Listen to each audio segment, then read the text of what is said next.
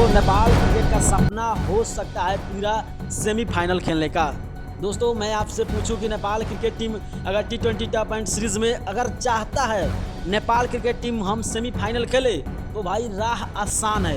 अगर इस जो आने वाले मैचेस है उसमें नेपाल क्रिकेट टीम को बड़ी मार्जिन और बहुत आसानी से जीतना होगा।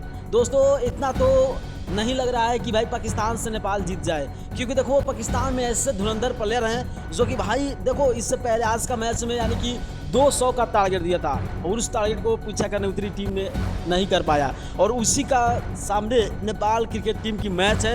अगर नेपाल क्रिकेट टीम को सेमीफाइनल खेलना है टॉप T20 सीरीज में इतिहास रचना है तो भाई पाकिस्तान जैसे टीमों को साइड होना पड़ेगा, पाकिस्तान जैसे टीमों के साथ मैच जीतना होगा। इतना ही नहीं दोस्तों मैं आपको बता दूं आज क्रिकेट टीम में बहुत चेंजेस हुआ और आने वाले मैच में भी चेंजेस होना जरूरी है, मगर पता ये नहीं चल रहा है कि संदीप लामेछाने को क्यों चेंज किया गया। वो संदीप लामेछाने कभी 3 तो कभी 2 तो कभी 1 विकेट लेते हैं, मगर शायद कोई आज नए प्लेयरों को सोच के साथ इसरो लोग का सोच होगा कि हम नए प्लेयर नए कप्तान नए के साथ उतरे और गेम खेले। तो आज सच में नेपाल ने तो मैच जीता ही जीता, मगर इतिहास रच दिया। और आने वाले जो मैचेस है अगर सेमीफाइनल खेलना है तो भाई नेपाल को मैच जीतना होगा। तो आप लोगों को क्या लगता है कि पाकिस्तान से नेपाल मैच जीत पाएगा या नहीं, अपना राय जरूर कमेंट कीजिएगा।